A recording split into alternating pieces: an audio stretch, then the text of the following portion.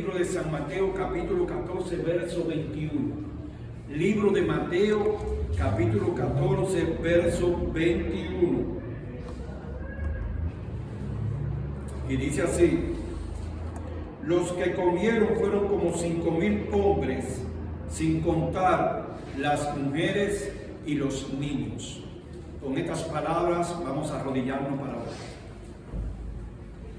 Padre Celestial, te damos las gracias porque una vez más nos permite el privilegio de estar en tu casa de oración. Bendice la predicación de esta mañana, que tu Espíritu Santo toque mi corazón y también de todos los que están aquí presentes en la iglesia y a través del Zoom y de YouTube. Que este mensaje sirva de alimento espiritual para cada uno de nosotros. Pasa tu mano en la sanidad por los enfermos, no importa en qué parte del mundo estén. Si ellos claman a Cristo por la fe de ellos, pues Señor, sánalo de acuerdo a tu santa y divina voluntad. Favores que te pedimos en el bendito nombre de nuestro Señor Jesucristo. Amén y amén. Muy bien, hermanos, pueden sentarse. Vamos de una vez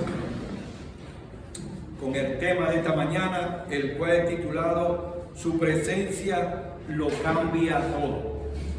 Y yo quisiera de entrada contarle a ustedes que cuando uno tiene en la casa a alguien de invitado, a alguien con quien usted comparte, a alguien con quien usted lleva una relación muy personal, usted se siente feliz, usted se siente seguro de poder compartir dentro de su techo, dentro de su hogar, con una persona que usted sabe que va a ser un soporte, que va a ser una ayuda en su vida personal. Yo quiero contar esta historia. En cierta ocasión un pastor fue trasladado a un nuevo distrito, y ustedes saben que los pastores tienen por costumbre visitar la congregación. Así que él fue a una casa y no encontró el esposo, pero estaba la esposa. Y cuando él tocó la puerta, que la hermana le dijo: oh pastor, buen día, ¿cómo está? El pastor le dijo: buenos días. Pase, pastor, siéntese. Y el pastor le preguntó: hermana, yo traigo una pregunta para usted. Dígame, pastor. El pastor le preguntó: ¿Cristo vive aquí? La hermana no supo qué responder. Entonces después el pastor siguió hablando de la familia y todo. Y al final, cuando se despedía, le decía: hermana, me voy y le dejo la pregunta: ¿Cristo vive aquí? Cuando el esposo llegó y le dijo que el pastor había pasado por su casa, inmediatamente se interesó. Dime, ¿qué pasó? ¿Qué hablaron? Y entonces él le dijo: le dijiste al pastor que nosotros estudiamos la Biblia, que nosotros oramos, que nosotros vamos a la iglesia, que somos personas buenas. Y ella contestó: no. ¿Y por qué tú no se lo dijiste? Y ella le dijo: ¿por qué no me preguntó eso? Él solamente me preguntó que si Cristo vive aquí. Entonces, ¿por qué hago como introducción esta historia? Porque muchas veces no es el solo hecho de venir a la iglesia. El venir a la iglesia está bien, el leer la Biblia está bien, el orar, estudiar, predicar el evangelio, todo eso está bien. Pero la pregunta es: ¿está la presencia de Cristo en tu hogar? ¿Puede el vecino mirar al lado y decir: no, esos son cristianos? Porque mucha gente puede decir: son religiosos. Yo hago una gran diferencia y no me voy a cansar de decirlo. No es lo mismo ser cristiano que ser religioso. El cristiano anda con Cristo 24/7. El cristiano da testimonio que Cristo le ha cambiado la vida. El cristiano refleja que su hogar es una luz en medio de un barrio de oscuridad. El religioso no, porque el religioso es condicional. El religioso se hace cristiano cuando le conviene y cuando no se lo quita. Y no podemos creer que el cristianismo es un traje. Yo me quito este saco, me engancho y ya yo dejo de ser cristiano. No, el cristianismo es una relación personal con Cristo. El cristianismo es reflejar a Cristo a través de ti. Entonces es importante que nosotros podamos notar que es un proceso para toda la vida. O sea, usted tiene cada día que ir mejorando en su vida espiritual, escalando, subiendo la montaña de las pruebas y las dificultades, subiendo la escalera para ir al cielo. Pero en ese camino usted tiene que ir con Jesucristo. Solo no lo va a poder lograr. Entonces, en el tema de esta mañana, titulado su presencia lo cambia todo. Vamos a ver algunos tópicos donde la presencia de Jesús lo cambió todo.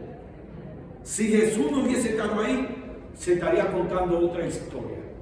Pero como Jesús estaba ahí, entonces la historia tiene otro matiz, tiene otro tono. Y eso es lo que queremos compartir con ustedes. Pero antes quiero dejarle para reflexionar un consejo que saqué del libro El Hogar Cristiano, página 12. Dice: la primera obra que debe hacerse en un hogar cristiano es asegurarse de que el Espíritu de Cristo mora allí y de que cada miembro de la familia pueda tomar su cruz y seguir a Jesús a donde quiera que Él lo lleve. Escuchen bien, se los repito. La primera obra que debe hacerse en un hogar cristiano es asegurarse de que el Espíritu de Cristo mora allí y de que cada miembro de la familia pueda tomar su cruz y seguir a Jesús donde quiera que Él lo conduzca, lo guíe o lo lleve. Entonces, aquí hay que estar claro, hermanos. Por eso es que uno de los planes de este proyecto de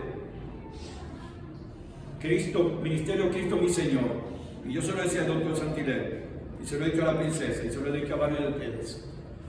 El tener la iglesia llena es bueno. Yo no digo que no. Tener la iglesia llena es bueno, tener muchos hermanos, pero nosotros queremos enfocarnos más en la calidad que en la cantidad. Yo conozco iglesias, por ejemplo, ahora mismo una iglesia ahí de Texas, el pastor, 10,000 personas los domingos. Y yo la vi porque yo trabajé 2 años en Texas. 10,000 personas. Y tienen como 40 diáconos para ir parqueando los vehículos. Ustedes saben lo que son 10,000 personas. Es bien grande, bien amplio, entonces hacen 2 cultos. ¿Qué pasó? Pasó un problema de hace algunos 20 o 30 años con ese pastor cuando estaba joven, cuando estaba comenzando el pastoreado. Y entonces él decidió renunciar. Entonces vemos cómo un pastor puede atender a 10,000 personas. No hay forma. Le toma 5 años poder visitarlo a todos. Quiere decir que si me he visitado ahora mismo, tengo que esperar el 2029 para volver a verlo. En mi caso me refiero. Entonces, ¿por qué yo le hago esta alusión? Porque realmente, mire, Jesucristo comenzó su iglesia con 12. Y los 12 andaban para arriba y para abajo con él. Pero después llegó una iglesia de 5,000 a lo que él alimentó. Y después lo que bautizó Pedro, 3,000. O sea, la iglesia fue creciendo. Pero el Señor lo distribuyó. Estaban los discípulos administrando la iglesia. Pero Jesús comenzó con 12 discípulos, lo trabajó 3 años y medio. Ustedes vieron que no eran perfectos, Jesús lo aguantó. Había, como siempre hemos dicho, había uno que se cogía los días unas ofrendas, que era Judas. Teníamos a Pedro que andaba armado. O sea, como tú andas con un arma, si tú andas con el Hijo de Dios. Pedro todavía no había entendido el mensaje. Tenemos a Santiago y a Jacobo, que le llamaron los hijos del trueno. Oye, Jesús no tiene una iglesia perfecta. Ahora, ¿lo votó Jesús de la iglesia? No. Jesús lo trabajó. Entonces yo les quiero preguntar a ustedes, si eso fue Jesús siendo Dios que cogió lucha, imagínense a mí que soy un pecador igual que ustedes, que tengo que orar por ustedes todos los días, tengo que llevar mi carga propia y la carga de la iglesia entera. Por eso yo les digo a ustedes que oren por mí. Entonces, yo espero con la ayuda de Dios que el ministerio vaya creciendo a medida que Dios vaya llegando, como dice la Biblia, los que han de ser salvos. Entonces ya yo les prediqué 2 sermones anteriores, no hay hogar, no hay matrimonio perfecto y no hay familia perfecta. Entonces hoy vamos a ver cómo la presencia de Jesús lo cambia todo. Vamos con el primer caso. Vamos al libro de San Juan, capítulo 2. Solamente voy a tocar unos puntitos por el factor tiempo, después usted lo leerá. Libro de San Juan, capítulo 2. Donde Jesús realizó el primer milagro. Libro de San Juan, capítulo 2. La referencia no la va a leer toda, pero la historia está desde el capítulo 1 hasta el 11. Ahora, ¿qué yo quiero destacar aquí? Libro de San Juan, capítulo 2. En la boda de Caná. Resulta que a Jesús y sus discípulos lo invitaron a esa boda. Y la costumbre judía era que la boda duraba 7 días, no es como ahora. Se van y se casan en la iglesia, ahí mismo celebran y ya terminan para su casa. No, esta duraba 7 días. Y el novio y los padres tenían que proveer todo. La comida, el vino y todo, le tocaba la semana entera que se estaba casando con la muchacha. Aquí pasó un problema. Se acabó el vino, hermanos. Entonces María, porque de acuerdo a los estudios, quien se estaba casando era la familia de María, la mamá de Jesús. Y entonces María se da cuenta que el vino se acaba y ve a donde Jesús le dice: Jesús, hay un problema.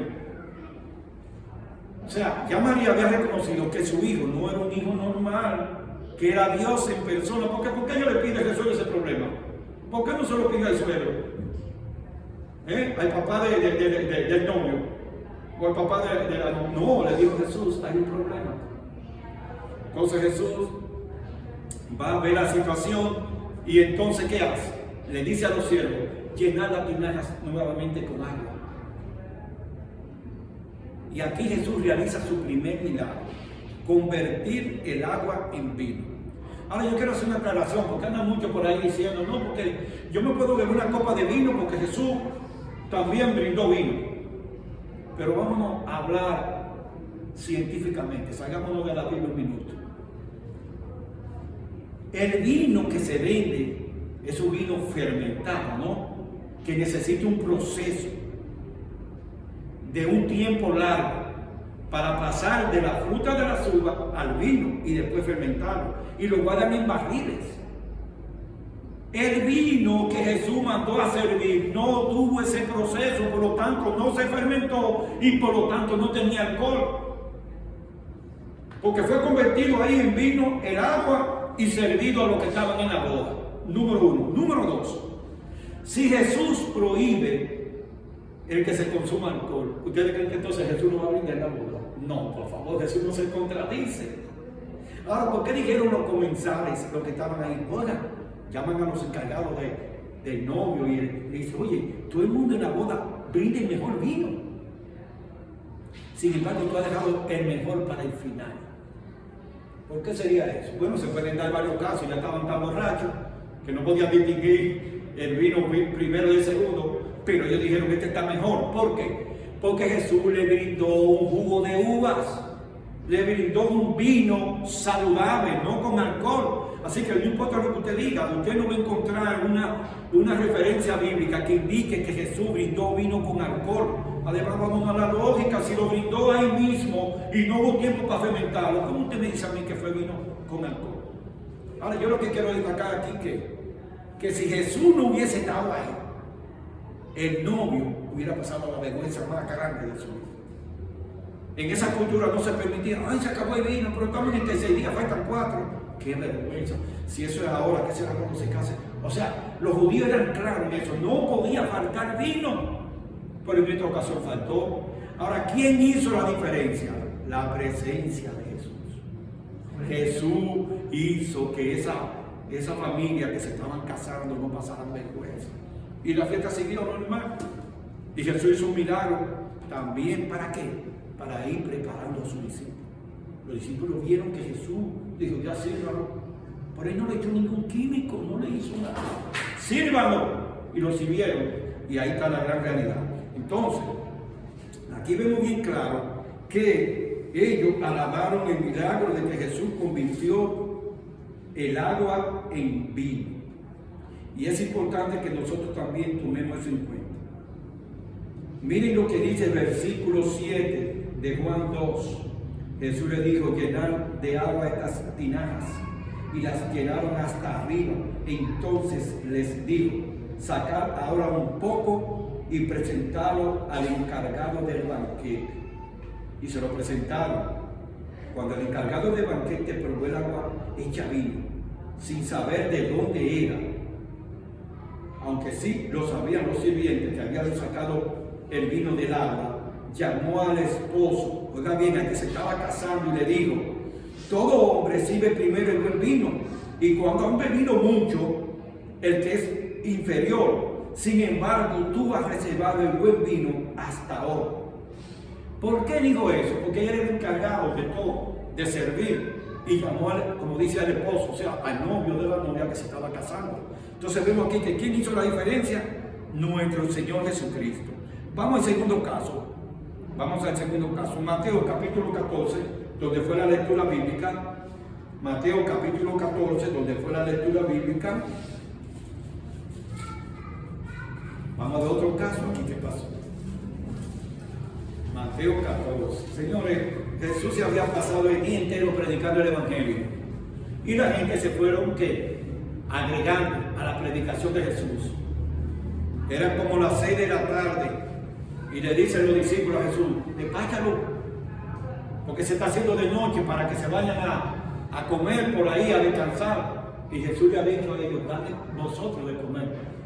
Maestro, 200 denarios no dan para alimentar esta gran multitud. Jesús le ha dicho, no le he dicho a ustedes que tengan fe, mándanos a sentar de 50 a 50. Y el Señor lo manda a sentar. ¿Qué sucedió? Había un niño que había llevado 5 panes y 2 pececitos. Una merienda que su madre le había dado porque el niño pasó el día entero. Pero él estaba tan emocionado con la predicación de Jesucristo que se le olvidó comérselo. Tenía la comida ahí del día entero. Porque es que cuando Cristo llega a tu corazón, no tienes que olvidar que está vivo. Se te olvidan los problemas, todo. Tú estás concentrado en lo que el Maestro está diciendo. Así que cuando le presentan a Jesús los 5 panes y los 2 pececitos, Jesús lo presenta al Padre y ora, y entonces alimenta a los 5,000. Pero no solo eso, dice aquí la Biblia que también que sobraron 12 canastas. Aquí hay un mensaje. Por eso yo te digo a ti, cuando tú ores por los alimentos en la mesa, no me botes que quede. Es una falta de respeto a Dios. Tú pediste para que Dios te bendiga esos alimentos, y entonces lo que queda lo estoy echando en la basura. No. Entonces, ¿qué hago, pastor? Fácil.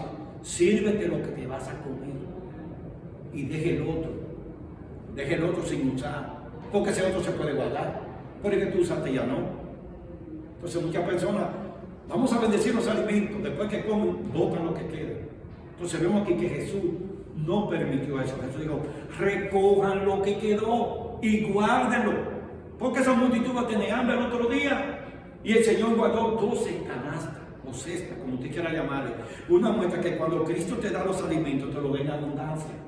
Entonces, ¿qué dice el versículo 21 de la lectura bíblica? El 21 dice, aquí en esta versión dice aquí el 21, los que comieron fueron como 5,000 hombres, sin contar las mujeres y qué. Pues vamos a tirar 8,000 por todos. Porque no es verdad que esos 5,000 hombres estaban solteros, andaban con su mujer y con sus hijos, pero la Biblia no lo dice. La Biblia dice como 5,000, sin contar las mujeres y los niños. Tiremos un número, había 8,000, 9,000 personas ahí, y el Señor lo alimentó a todos. Pregunto, ¿quién hizo la diferencia aquí? Jesucristo. ¿Se dan cuenta que cuando la presencia de Jesús está en un lugar, todo cambia? Si Jesús no hubiese estado ahí, esos 5,000 se habían tenido que ir a comprar comida. Pero el Señor lo alimentó. Ellos dejaron de trabajar, dejaron de comer, dejaron de hacer todo para escuchar al Maestro.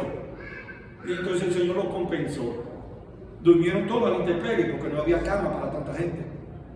Durmieron todos a la intemperie. Se quedaron ahí con Jesús esa noche. Al otro día regresaron. Es importante que podamos ver eso. Jesús alimenta a 5,000 personas con el poder que Dios le da. Y entonces le da un mensaje a los discípulos. 5 panes y 2 pececitos alimentaron 5,000 personas. Cristo primero le dio ¿qué cosa? El pan espiritual. Porque se pasó el día entero predicándole. Y luego le dio el pan físico. Nosotros como iglesia tenemos que hacer lo mismo. Tenemos que dar el pan espiritual. Y cuando vamos a un hogar a predicar y vemos que esa gente no tiene que comer, por favor, no me diga que el Señor te bendiga, como dice Santiago, y te va por ahí. No, Santiago dice que tú debes volver y llevar comida a ese hogar. Y si usted no tiene, usted hable conmigo, que la iglesia tiene un fondo para eso, para ayudar a los más necesitados.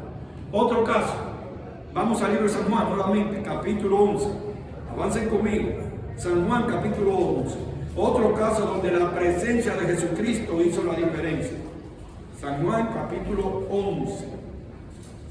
Usted conoce la historia de la resurrección de Lázaro. Y es interesante que Marta, en el versículo 32 le dice esto a Jesús, para que ustedes vean lo importante de Jesús estar en un lugar. ¿Qué le dice Marta? María en el versículo 32 de Jesús. Ella le dice, cuando llegó ella donde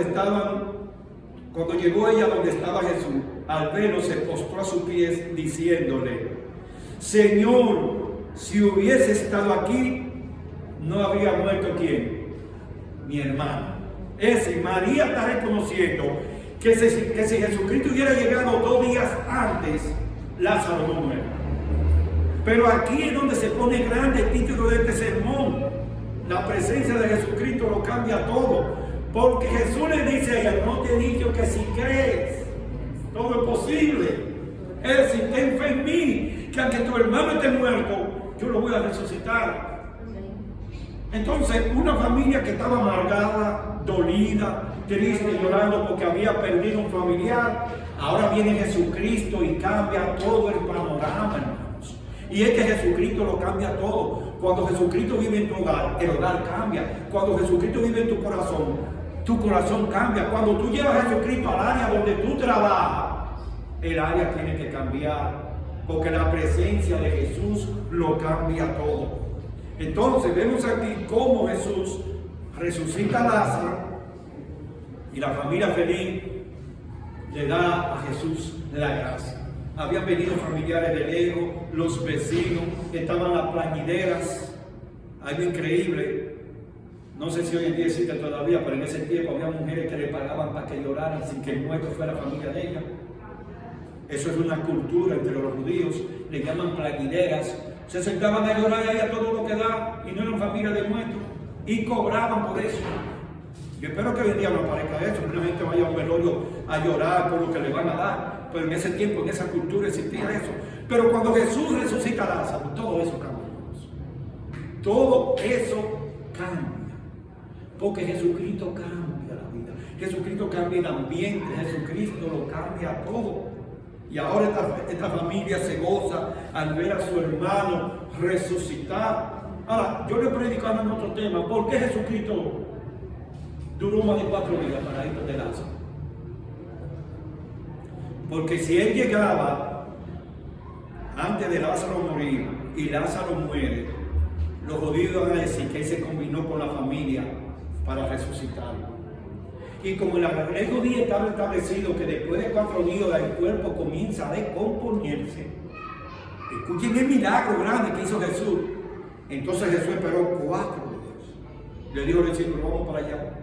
Y ahí aparece María diciendo que si tú hubieras venido, mi hermano no está muerto, etcétera, donde lo pusieron, etcétera. Ahora, ¿qué es lo grande aquí? Que después de 4 días todo el vecindario sabía que realmente Lázaro había muerto. Que no fue una pantalla, no fue un acuerdo con Jesús. Jesús estaba en otra región, hermano, predicando. Y le mandaron el mensaje a tu hermano, tu amigo a quien tú amas, ha fallecido. Y él se cogió 4 días para venir. Entonces no había razón para que los judíos dijeran, no, se pusieron de acuerdo, eso es mentira.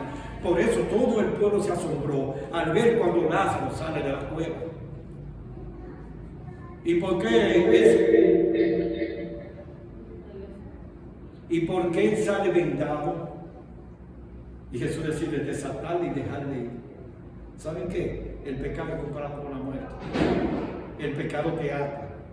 El pecado te quita la libertad. El pecado no te deja vivir libre. En ese momento Lázaro estaba atado a la muerte. Y Jesús le dijo, desatarle y dejarle ir. Es decir, déjenmelo libre, porque ya yo lo he resucitado. Entonces es importante que podamos ver eso. Vamos a ver otro milagro, el último ya. Vamos a ver otro milagro donde Cristo hizo la diferencia. Un milagro más. Lucas, capítulo 8. Vamos al libro de Lucas, capítulo 8. Un milagro más. Es que donde está Cristo todo cambia, que no se le olvide. La presencia de Jesús lo cambia todo. Vamos al libro de Lucas, capítulo 8. Y solamente voy a leer algunos versículos que están aquí. Lucas capítulo 8, versículo 22 al 25. ¿Qué pasó?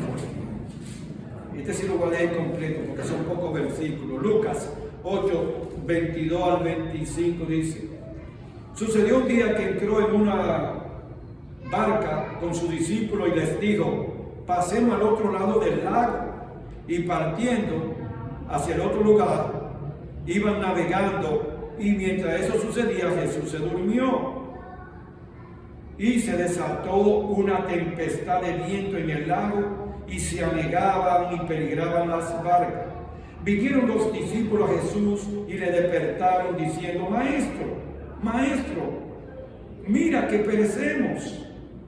Entonces Jesús se levantó y reprendió al viento, y las olas cesaron y sobrevino la calma. Y entonces Jesús le dijo: ¿dónde está vuestra fe? Atemorizados se maravillaban y se decían unos a otros: ¿y quién es este que aún a los vientos y las aguas manda y le obedece? Nótese, ya los discípulos andaban con Jesús, ya habían visto el milagro de la boda de Canaán, habían visto el milagro de los 5,000, pero todavía no creían en Jesús. Miren como dice: ¿quién es este? O sea, es un extraño. Ustedes duermen con él, comen con él, andan el día entero con él y dicen que quién es este. Todavía la fe en ellos no había llegado porque su corazón no le había entregado a Cristo. Y aquí hay un mensaje para ti, para mí: hasta que tú no le abres el corazón a Jesús, Jesús no te puede cambiar. Tú tienes que decir: ven Jesús, ven a mi vida. Los discípulos le cogió más de 3 años ese cambio, hermanos. Le cogió más tiempo. Duraron 3 años y medio con Jesús, pero todavía, cuando Jesús subió al cielo, no habían cambiado, fue con el tiempo. Entonces, no importa el tiempo que tú tengas en la iglesia, si tú no abres tu corazón, Jesús no te puede bendecir. Jesús no te puede ayudar. Ahora, ¿qué hizo la diferencia aquí? Esos discípulos, no todos, pero una mayoría eran pescadores. Tenían sus barcas, tenían su compañía de pescado. ¿Cuál? Ahí está Simón, está Andrés y Santiago y Juan. Ellos eran pescadores, se levantaban de madrugada y ellos tenían experiencia de tormentas. Y muchas veces pudieron ver cómo a unos compañeros la tormenta se los tragaba con todo y barco y morían todos ellos. O sea, tenían experiencia. Ahora, ¿qué hizo la diferencia en esta tormenta que en las otras? ¿Qué lo hizo? La presencia de Jesús. Jesús le salvó no solamente la vida, le dio una lección de fe. Jesús le indicó a ellos: yo soy el Dios Todopoderoso. Si Jesús no hubiese estado en esa barca, los discípulos hubieran fallecido, hubieran muerto. Porque la Biblia dice que se levantó un viento muy poderoso que anegaba. La palabra anegar significa que hacía que la barca se estuviese hundiendo. Pero Jesús estaba ahí. Ahora, señores, ¿cómo es posible que con una tormenta así Jesús estuviese durmiendo? Díganme ustedes, ¿cómo? Analícenlo. Porque el barco tiene que estarse moviendo y Jesús tranquilo como un bebé durmiendo. Tuvieron que despertarlo, hermanos, para que enfrentara eso. ¿Y por qué Jesús se durmió así? Sencillo. Había pasado un día entero, señores, predicando y estaba súper cansado. Una muestra más de que Jesús era Dios y era hombre. Como dicen muchos por ahí que Jesús no era un hombre. Jesús era un ser humano como tú y yo, pero un ser humano divino. Y a Jesús le daba hambre, Jesús se cansaba, a Jesús le daba sueño, Jesús se bañaba, Jesús hacía todo lo que hacemos tú y yo. La gran diferencia es que era Dios hecho hombre que vino a la tierra. Entonces aquí vemos cómo el milagro de la tormenta calmada por Jesús le dio más fe a los discípulos. Pero ustedes verán que más adelante, en otras predicaciones, los discípulos volvieron a flaquear su fe en el Señor. Entonces, hermanos, ¿qué podemos decir en esta mañana de que la presencia de Jesucristo nos cambia todo? Bueno, vamos al hogar. Le he contado esas historias de diferentes lugares, pero me enfoco en el hogar. Recuerden la historia, el principio del pastor, que la hermana entró, la saludó y le dijo: ¿vive Cristo aquí? El pastor quería saber si ese hogar que estaba visitando, Cristo vivía. La historia termina de que la pareja hicieron cambio. Y eso es muy importante. Es decir, los esposos reconocieron que aunque iban a la iglesia, estudiaban la Biblia y oraban, faltaba Cristo en su hogar. Entonces el pastor que hace la historia dice que al final él hizo sus arreglos. Entonces sí Cristo estaba viviendo en ese hogar.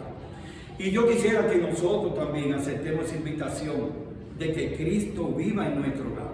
Escuchen esta declaración que tengo aquí para ustedes y que nos va a ayudar a entender eso. Como obrero para Dios, nuestra obra ha de comenzar con los que están más cerca, es decir, con nuestra propia familia. No tenemos que irnos a un campo misionero muy lejos. Nuestro trabajo misionero comienza en el hogar.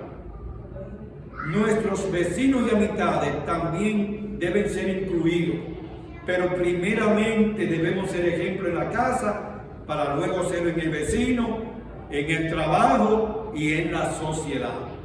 Nuestro testimonio es una muestra clara de que Cristo ha cambiado nuestras vidas. Entonces, es cierto que yo le digo a ustedes, vayan a predicar, pero debemos predicar primero en el hogar. Ahora, no se me sienta mal si en el hogar no todos aceptan el mensaje. Los hermanos de Jesús no aceptaron el mensaje nunca mientras vivieron con Jesús. Ahora, después que lo crucifican en la cruz, sí, el que escribió el libro de Santiago es hermano de Jesús, de crianza. Pero él no aceptó a Jesús en su casa. Por lo tanto, su trabajo es dar buen testimonio. Si su esposo no se quiere convertir, déjeselo al Señor, pero sea usted una buena cristiana. Si su esposa no quiere nada con la iglesia, déjeselo al Señor, pero sea usted un buen cristiano. Si sus hijos son rebeldes y no quieren aceptar el mensaje de Dios, ore por ellos, no lo obligue. Si Dios no obliga, el hombre tampoco debe obligar. Ahora, claro está, cuando están bajo nuestra tutela, a los niños hay que traerlos a la iglesia, pues no se gobierna. No, pero cuando tengan mayoría de edad, si usted lo quiere en la iglesia y se quieren salir, a uno como padre le duele de corazón. Pero mi consejo es, órele a Dios. Órele a Dios, no le pelee, que te va a perder, que tú esto. No, nada de eso. Usted no consigue nada con eso. Órele a Dios. Tenemos que orar por nuestros hijos, pero tenemos que hacer nuestro trabajo desde la barriga hasta que tienen la mayoría de edad. Usted hace su trabajo como papá o como mamá en ese sentido. Entonces, cuando Cristo llega al hogar, mire lo que vamos a conseguir. Vamos a tener un matrimonio saludable, hijos obedientes, hogar próspero. Porque muchas veces queremos que el Señor nos bendiga en las cosas materiales. Y yo pregunto, ¿y de espiritual para cuándo? Ustedes ven que cuando oramos por un enfermo, Señor, sánalo de esa enfermedad, no deje que se muera. Oh, ¿y la parte espiritual para cuándo? Porque yo te voy a decir una cosa.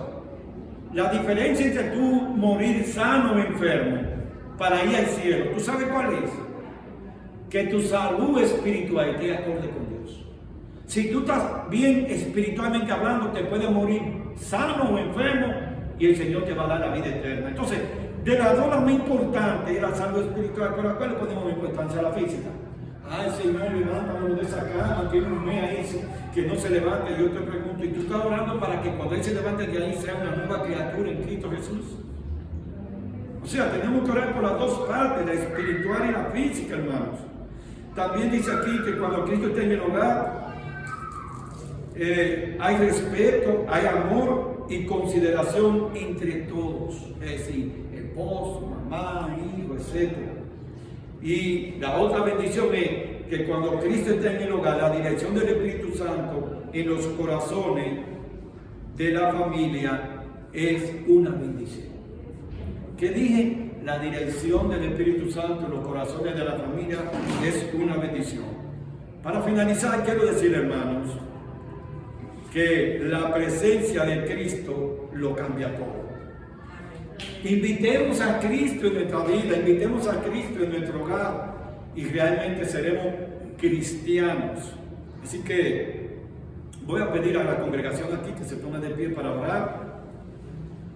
Entonces después la hermana Berky va a poner la parte del último himno para finalizar. Oremos.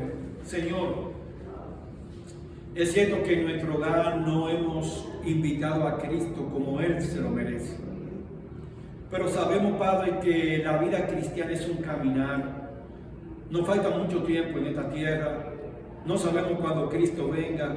pero sí podemos ir haciendo ajustes de tal manera, Señor, que nuestra vida cambie. Yo te pido por los hogares que están aquí representados en mi iglesia, los que están a través de Zoom y los que están a través de YouTube, que tú le des fuerza y voluntad para que ellos digan: Cristo, ven aquí, ven a mi hogar para que cambie, ven a mi corazón para que cambie, ve conmigo al trabajo para que cambie, ve conmigo en la calle para que cambie, porque yo te necesito, Señor. Perdónanos nuestras faltas y pecados si te hemos fallado, Padre, pero ahora ayúdanos a invitar a Cristo en nuestras vidas, y que este mundo lleno de pecado y de maldad vea que hay un grupo de hijos tuyos fieles en esta tierra que parecen alumbrando en los diferentes lugares donde se encuentran. Manténnos firmes en este camino, aumentanos la fe, firme con la esperanza de que Cristo venga, y cuando Él venga a buscarnos, podamos ir a vivir contigo por toda la eternidad. Es en el nombre de Cristo Jesús que te lo pedimos. Amén y amén. Muy bien, que el Señor les bendiga. Vamos a ver con la parte especial, por favor.